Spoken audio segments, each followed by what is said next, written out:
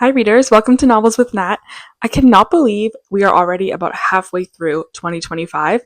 And so I figured it's time to do a mid year reading check in.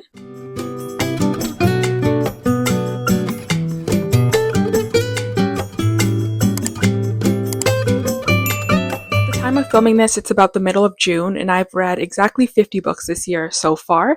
And so I thought I could quickly go through every book in order that I've read them with just a simple yes, no, or maybe if I would recommend it. Okay, so I've got a lot of books beside me here. I've got two full stacks. I also have a lot of the books that I read this year, I read through my library or on audio, so I don't have a physical copy with me. So I'll put up a picture when I get to those.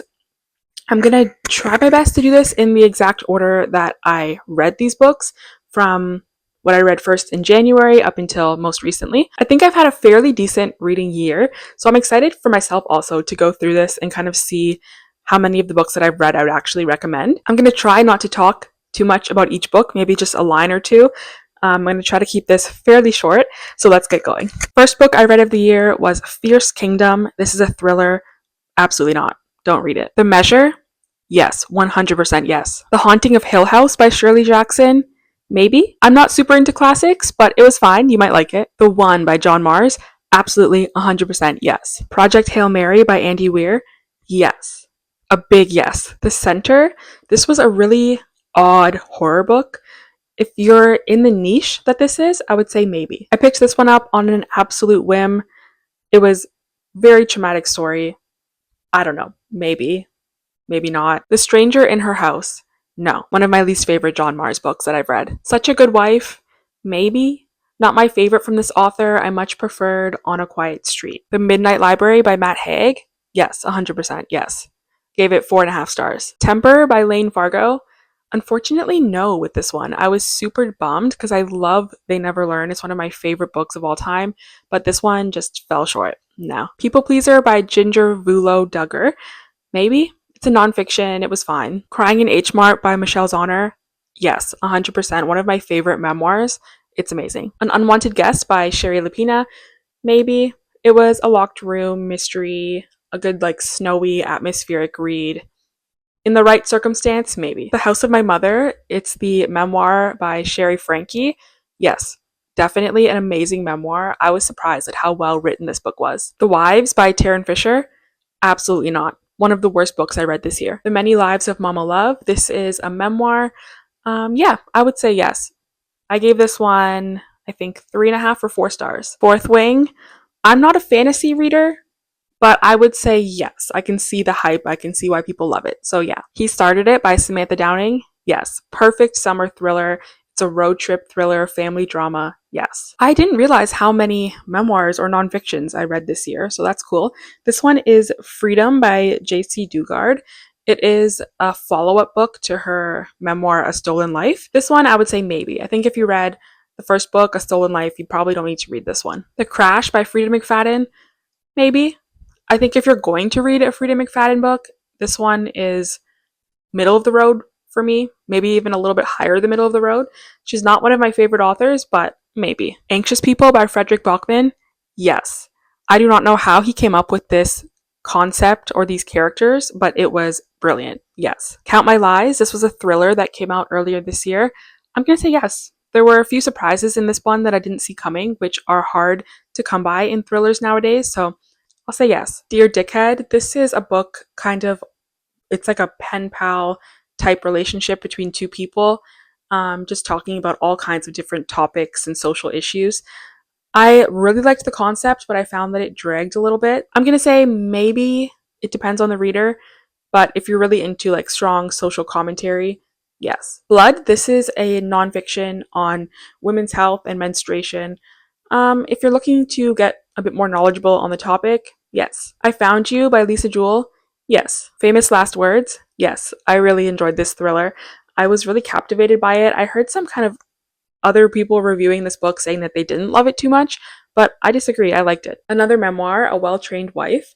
This one is about a woman who grew up in a very Christian environment and she had an abusive husband. And it's just talking about her breaking free from this. I would say yes. I think I read a lot of really good memoirs this year. If you're into memoirs, check this one out. Sky Full of Elephants. This was a really unique book. It's kind of a sci-fi speculative fiction. It's where one day there's an event that, as a result, all of the white people in the world walk into the nearest body of water and drown. And we're just kind of looking at society and what happens to the characters that we're following. I think this is a case of really cool idea, poor execution. So I'm going to say maybe. Love Lives Here, another memoir. This is about a family where two members come out as transgender and are just following the family's relationships and how they deal with the transitions. And it was really good. Definitely yes. The Cousins, no. I did not like this book. It's young adult. Maybe that's why I just didn't resonate with it. But no. The Seven Husbands of Evelyn Hugo, yes, 100 times yes. We Were Liars. I was late to reading this one, but I'm going to say maybe. It was fine, 3 stars. The Arrangement by Robin Harding, just a standard basic thriller, maybe. A Man Called Uwe. I think I might be in the unpopular opinion. I just didn't really enjoy this book. I didn't connect to the characters the same way other people seem to be. So I'm going to say maybe. The Last Thing to Burn by Will Dean. No. I thought this was a thriller. There was nothing thrilling about it at all. Wouldn't recommend it. Look in the Mirror by Catherine Stedman. Yeah, I really liked this one. It was a fun summer thriller. I didn't see the twist. Yes. The Humans by Matt Haig. Not as good as The Midnight Library, but I'll still say yes. All Good People Here by Ashley Flowers. Yes, I really was surprised by this one. It was a great small town mystery. If you really like mysteries that are maybe a little bit slower burn, definitely yes. Misery by Stephen King. This one, I'm gonna say maybe. It was not one of my favorites from Stephen King. Pet Sematary, in my opinion, far superior. Billy Summers, far superior. This one was just okay. I found myself getting a bit bored and I kind of was a bit too much on like the Stephen King waffly writing that I just don't jive with, so maybe. The Return of Ellie Black, again, another really good mystery. I gave it 4.5 stars, so I would definitely say yes. I just think the ending could have been stronger, but overall, yes. The Tenant by Frida McFadden, no, absolutely not. Skip this one. The twist was so obvious it was a waste of time. The School for Good Mothers. This one is a dystopian kind of speculative fiction book.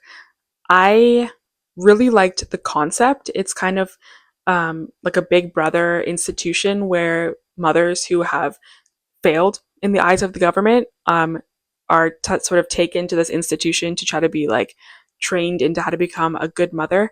And I really liked the idea, but it was again a case of good idea, really poor execution. The story just went nowhere. It was really boring. It dragged on. No. The Therapist by B.A. Paris. No. The Hunger Games. I read this one for the first time this year. Yes, it's a classic. You have to read it. Yes. The Favor. This is a random thriller that I picked up from Dollar Tree. Absolutely not. It was one of the worst books I read this year with The Wives. Definitely not worth it. Don't pick it up. We Live Here Now by Sarah Pinborough. Yes, this was one of my most anticipated books for 2025. And while it didn't completely live up to her other book, Behind Her Eyes, for me, I definitely really enjoyed it. I gave it 4.5 stars. Yes, would recommend. Death Row by Frida McFadden. This is a novella. I gave it 3 stars. It was fine. Maybe. Okay, and then a nonfiction. This one's called Cleavage. It's about men and women, and the space between us is the subline. I would say maybe. If you're interested in the topic, you might like it. Julie Chan is Dead. This one I just recently finished. I'm going to say maybe.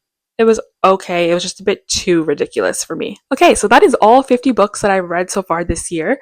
I just wanted to do a quick little wrap up with a yes, no rapid fire of if I would recommend them. I am planning on doing another video sitting down and really going through in a little bit more detail my top favorites of the year and my least favorites of the year so far, just to kind of complete this sort of mid-year check-in. I always love these style videos that are kind of wrap-ups. So now we're finished with quarter 1 and 2 of the reading year, so we're halfway through. I haven't read as many books by this point in the year as I did last year, which is totally fine. This year I'm really focused on taking my time and reading books that I'm most interested in, even if they're longer or on the longer side. So I'm fine with that. I think I'll definitely hit 100 books by the end of the year, which is always my baseline goal. I'm excited to do the second part of this video at the end of the year with the next 6 months worth of books. Let me know in the comments if you disagree with my opinion on any of the books that I've talked about. Also, let me know what your favorites or least favorites have been so far this year. Don't forget to subscribe, it would mean a lot to me, and definitely like this video, leave a comment. Thank you so much for watching, and I'll see you very soon. Bye.